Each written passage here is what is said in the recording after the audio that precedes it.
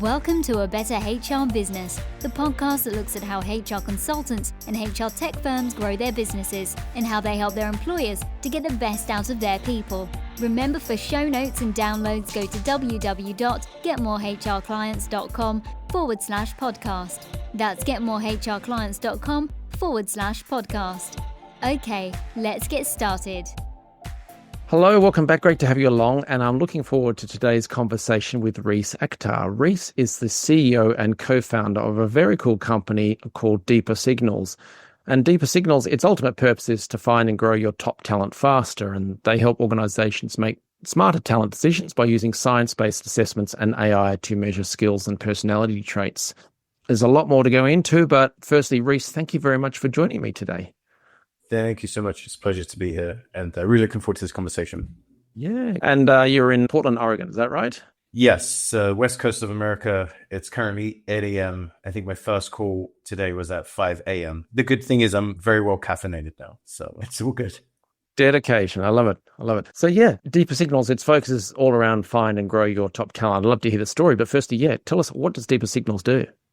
Yes, so good question. Deeper Signals is in the business of helping organizations understand the soft skills of their people, their teams, and the wider organization, and then helping organizations close that gap using scientific psychometric assessment tools. Organizations have the data to place people in the right roles, give people the right feedback and development experiences that's going to help them thrive. And then as well, make better people decisions. If you can have data on the capabilities of your workforce, you can then align the right people and culture with your strategic goals. So we really focus on behavioral attributes or soft skills, which I think are kind of increasingly important now in the age of AI, as you're having kind of more automation, as kind of the half-life of technical expertise is kind of diminishing. Our uniquely human aspects about ourselves, like our ability to coordinate, to invent, to communicate, are going to become more important. And, I think that's always been true. I think these things have always been important throughout human history, for human evolution. But I think we're kind of going to see that become more and more important over the coming years. So it's like, how can we help organizations get that bit right? How can we help people think more about their talent strategy through the lens of soft skills rather than just previous expertise and credentials, which is kind of how it's been done in the past. It's probably a win-win both for the employer but also for the employee, because people are reading, yes, the AI is coming down the line and it's going to change jobs, take jobs, create jobs and so on. But definitely there are certain skill sets that will reduce in frequency, value, whatever you call it. But if there are ways of improving those soft skills that may not be affected by AI, then it's got to help them in their career development and job security, etc. Is that a fair call? Oh, yeah, I think so too. I think it's right to be cautious, a little bit hesitant or skeptical about kind of the AI kind of boom, understandably so. But I think, you can't throw the baby out with the bathwater. I think if we take a look at the psychological literature, which at Deeper Signals, we're all psychologists, that's kind of our background. That's how we started the business, how we met. But the more that we can align people with roles, teams, environments that are aligned with their psychology, their personality, their values, the more satisfied and engaged they'll be. And we can put them into places or help them find places where they're going to actually thrive rather than kind of leaving it all up to chance. So I think, it is a big opportunity. It's a big opportunity to help people kind of reinvent the way that they work in a way that's going to suit them best. So it's been an interesting ride. We've been running Deeper Signals now for about 4 years. We've had about 500,000 people complete one of our assessments. We have companies and enterprises that we work with across the world. It's been a pretty amazing experience to build that user base.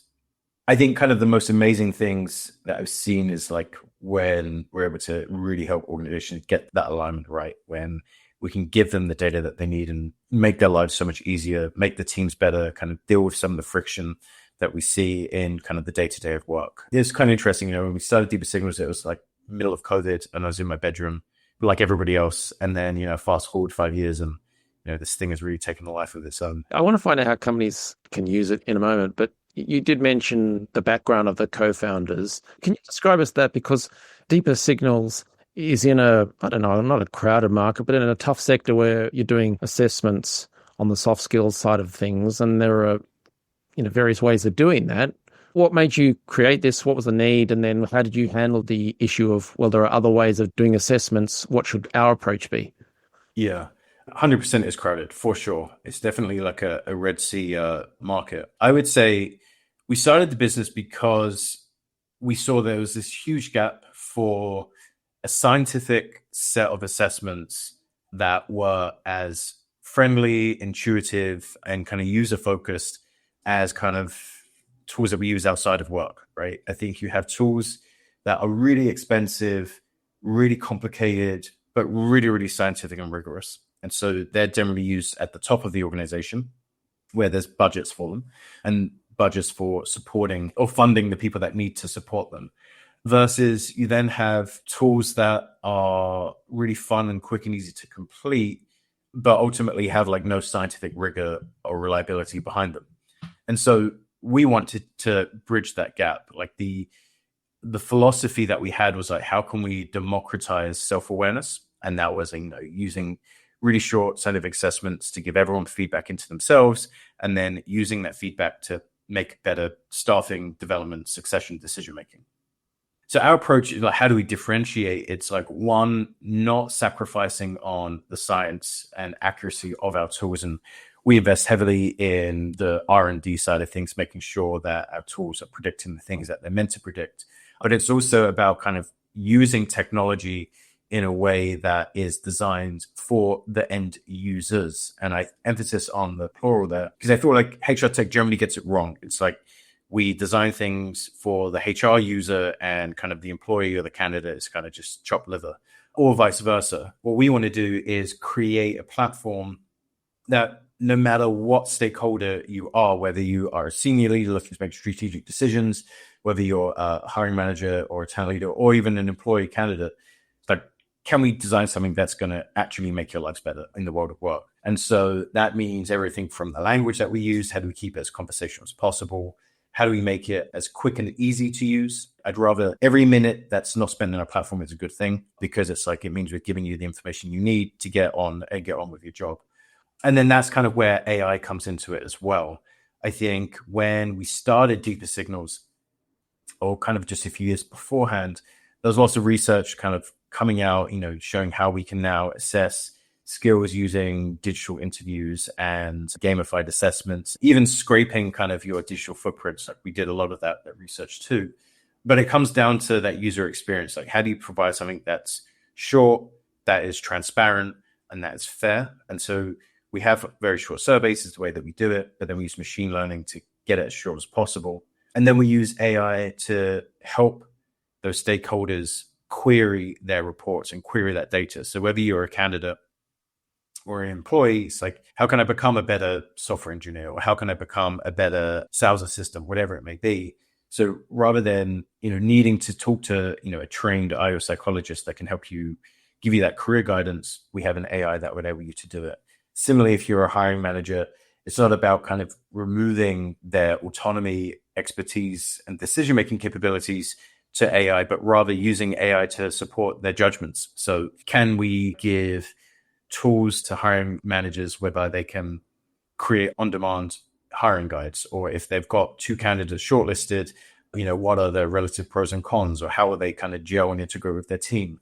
And so we're finding a lot of success there using AI as like an advisor, not as a decision-making mechanism. And I think that has been able to address some of the very real concerns around AI and bias, AI and autonomy, and like a lack of transparency.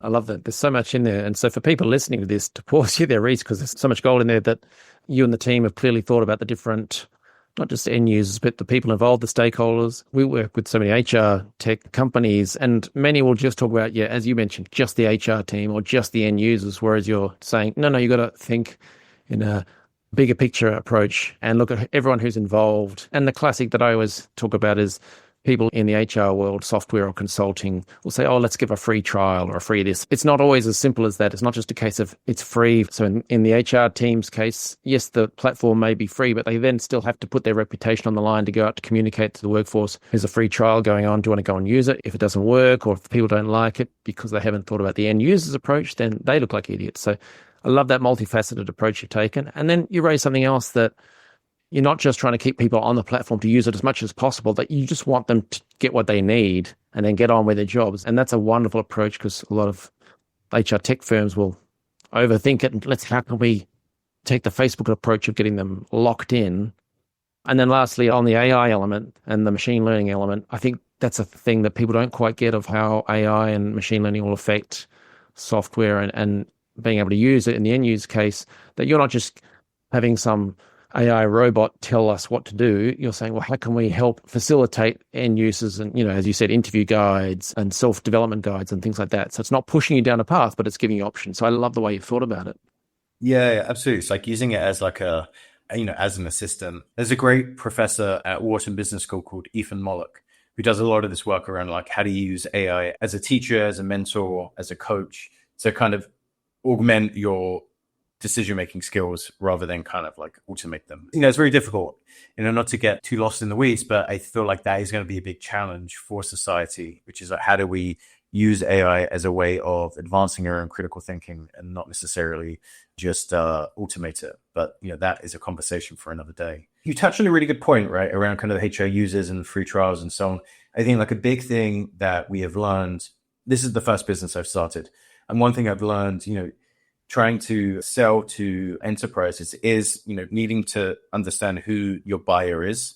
And it's not just HR. Yes, they are the ones that hold the budget, but really the HR manager has to go and sell it internally. They have to go and convince the head of marketing why they need to start using this tool. And then from there, it's like more junior members of staff, why and how is this going to be of value? And so the user experience, making that as compelling as possible, making it as frictionless as possible, and kind of just fitting into the flow of work. It's just been so hard. It's so hard to do things simply. It's so easy to kind of layer on new features and new bells and whistles, but like focusing on the things that really matter, that is the hard stuff. That is the hard stuff for sure.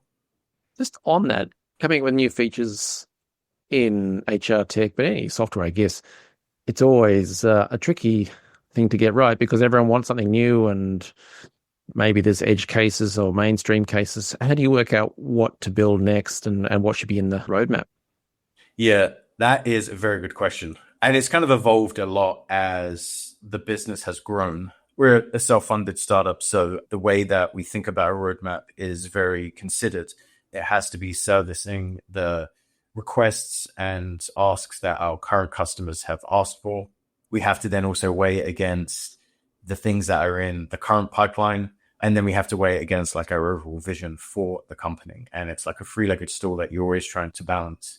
I think as we have grown, we've been able to better spot what are kind of edge cases versus like what things are going to be of value to most customers.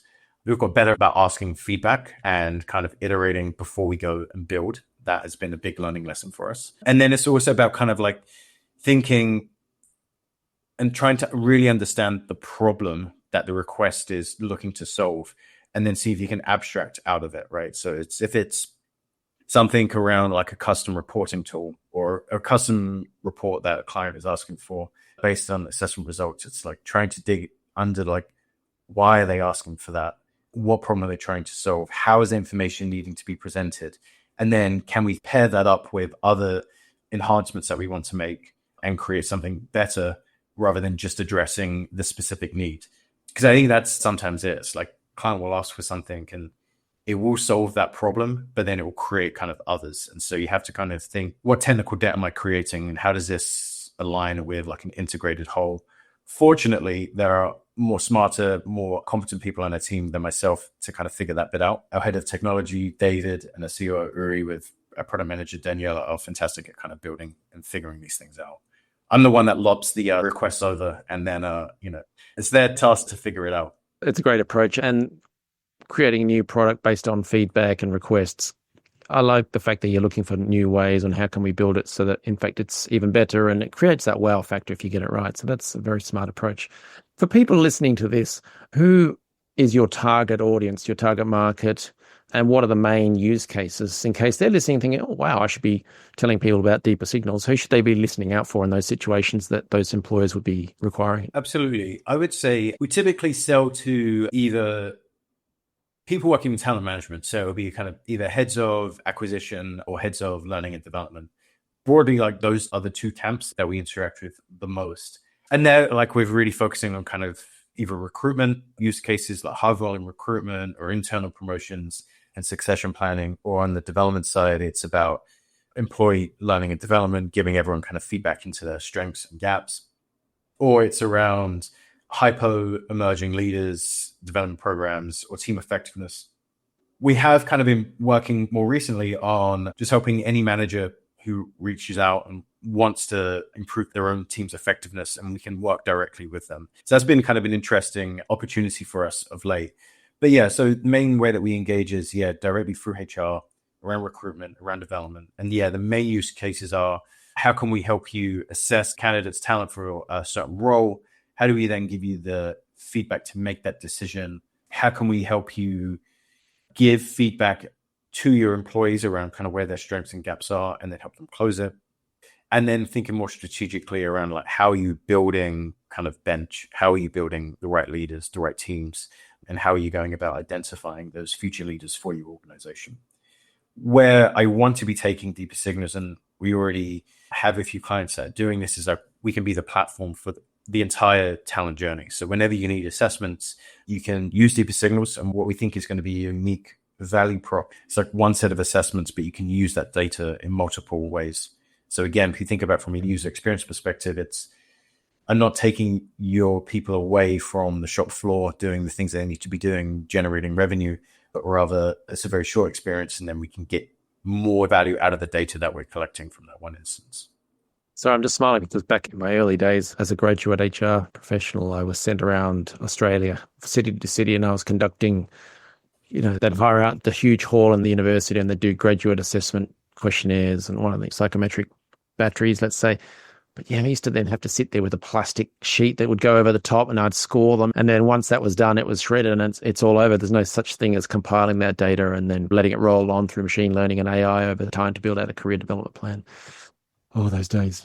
On the business growth and marketing sense, what worked in the early days to acquire your first customers, and what are you leaning towards these days? What's working? I'd be lying to say like we've figured our marketing strategy out. Our founding team, we are all psychologists and technologists, right? So it's like we have deep proficiency in the science and in building tools. Building a sales and marketing arm of the business has been a new opportunity for all of us to learn and to grow. So when we first started the business, I would say leveraging our relationships and our network was absolutely essential. Fortunately, some of our founders have been in the industry for many years, and so have built up a lot of, say, intellectual kind of brand credibility in their own rights that we were able to leverage. And that gave us a huge boost in terms of just kind of people being curious around like what we're doing and who we are. And, slowly but surely that picked up. As we have grown, we are kind of doing the more traditional things like going to conferences and making sure that people are aware of us, but also investing much more in kind of paid online campaigns. And that has been absolutely transformational for us. Being able to kind of find our customers on social media, on LinkedIn, build up our following there, leveraging our own personal brands, and then using kind of interesting content, white papers, things like that, to generate interest has been quite transformational for us. But, HR is, I think in my experience, kind of a very steady, slow kind of sales process. And so the more that we can build relationships, generally the more effective everything else becomes. And so I don't think HR tech is like very transactional. As we said a few minutes ago, there's so many other stakeholders that need to get looped in. And so you can't just kind of like push something, or HR manager can't just buy something and then just expect the rest of the organization to use it. It has to be highly consultative, highly educational, and requires, support. And so the more that we can show up in places where our customers are and build those relationships, start doing the education around, what does it mean to have like a data-driven talent assessment strategy, right? That's really what it comes down to. The product is kind of like the very last thing. And, the technology is the last thing that needs to get kind of solved. It's actually much more around what are you trying to assess for? Because of what problems are you trying to solve? Let's figure that bit out. And then we can think about technology. So when I look at our customers, like we work with a lot of scaling businesses, like companies that maybe like 500 to a few thousand, and they've grown very quickly. They don't necessarily have like a very mature, well-established talent management function. And so we're able to partner with them and kind of guide them through that process and use that technology as a way of supporting the strategy rather than kind of forcing the issue. And then I think when our larger organizations, it's still kind of the same thing. It's like helping them think very carefully about just maybe a more narrow like lens around like what is the problem they're trying to solve. So yeah, it's been an interesting journey. I think it's something that we're still learning, figuring out. And yeah, as a psychologist, it's just it's nice to learn a new skill set. You described some of the common or typical approaches. That's the founder network. Most people think that a technology firm will be online promoting itself and conferences and all sorts of things. But number one is always the immediate network and connections. I find that time and time again, and then expands out. And yes, you can conferences and things like that. You mentioned the paid promotion. There are 100 different ways you could be advertising on Instagram and LinkedIn and Google ads and newsletters and all sorts of things. Which would be the paid promotional methods that work best for you guys? It's mainly been LinkedIn, which took us a little while to play with the different platforms to see which ones were going to work best. But LinkedIn, unsurprisingly, was the one. We, of course, invest a lot in our website and trying to make that as like SEO friendly as possible. But with Gen AI and kind of how that's impacting search, those methods are not as effective as they once were. And so it's more about still having great content, but you can't quite drive traffic to it in the same way that you used to be able to. And then on LinkedIn, it's a lot of building audiences where we already have some sort of credibility in, whether it's like the energy sector or financial services firms where we have a lot of customers, and then sharing, interesting educational content. I think one thing we've learned a lot, particularly within our space, you're not pushing adverts. Like selling people doesn't quite work around kind of why your bells and whistles are better than others. It's much more educational. I think people are looking for interesting content that will help them be effective in their roles or help them think about problems in new ways, and then using deeper signals as like the vehicle for delivering that insight. That has proven quite effective, rather than saying, hey, we have the best assessments in the market. That may well be true, but you've got 5 other companies saying the exact same thing. How can I help you think more deeply about the importance of soft skills in the age of AI, and what does that mean for your organizational strategy? That feels like we get a bit more interest from. Yeah. So for people listening to this, promotional campaigns, I'll often find an ad campaign, whether it's Google, Facebook, or LinkedIn, where the ad is to book a demo, book a sales call, and that's the whole proposing marriage before going on a date approach that we hear about. So yeah, Reece, this is smart, sharing informational content. So it's like a sponsored post to an ebook, white paper, something like that, exactly, to a form, and then it goes into the email system and so on. Yeah, that's very smart. And then, of course, segmenting it is really smart too. So, for instance, as Reece mentioned there, the energy sector, you might have a different white paper than you might for a different industry. And then same if you're trying in-mail message campaigns and stuff, different messages for the different segments. That's very, very smart. I think just at one point, like the pushing book a demo, well, I tried that long and hard for a while, and, it doesn't go anywhere. Where it can work is if it's retargeting. So if someone's already seen you, read some of your content, whatever it is, then yeah, go for it. Have an ad that shows a book, a demo, something, a call to action is good. But yeah, describe just what the future holds for Deeper Signals, both as a growth side of things and then, your sector as well. Yeah. Yeah. So I think like from a commercial perspective or product perspective, like we want to, one, massively expand kind of our library of soft skills assessments. Right now, we measure about 80 different skills. We want to massively expand that. We want to significantly expand our AI capabilities, whereby we can help organizations be more strategic around understanding what gaps they have and what strengths they have in their organization. And then I think commercially, it's around really continuing to build out our sales and marketing function. I think like we have a great product team. We have a great delivery team. Our sales and marketing team we stood up over the last 12 months. We're relying really just on kind of a network and relationships beforehand. I've done an amazing job at kind of completely transforming our pipeline. And so now it's about making that go faster. And yeah, I think that's kind of the big push at the moment. It's just continuing to double down on our current efforts. And just on the content side of things, for people listening, go and check out the Deeper Signals website, because many companies in any business, but especially in the HR tech sector, they ignore the competition. And you guys actually went the opposite way. I went, wow, this is cool. They've actually called out the different options that potential buyers have, because let's face it, they're Googling it anyway. And you've explained how you're better, different, etc. So you're opening up that gap between you and the other options, which makes it far more likely that, yes, they'll book a demo and learn more, which is always the first step. So that was smart. I really like that. Oh, thank you. Yeah, Reece, you guys have built an amazing product, and I think it's going to go from strength to strength. What should people do next if they have business that they can refer to, or if they could potentially become a customer or something else? What should they do next?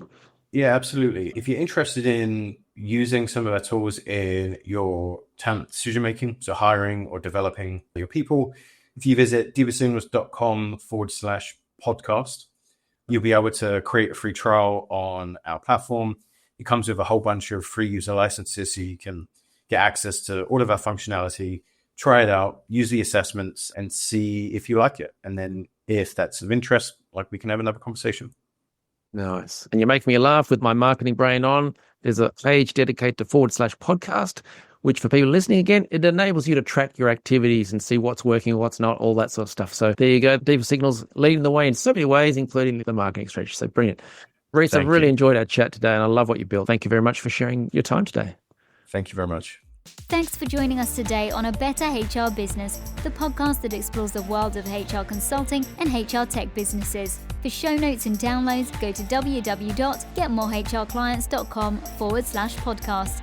That's getmorehrclients.com/podcast. Remember to subscribe and share the show with any friends who are busy growing a HR business. Thanks, and see you next time.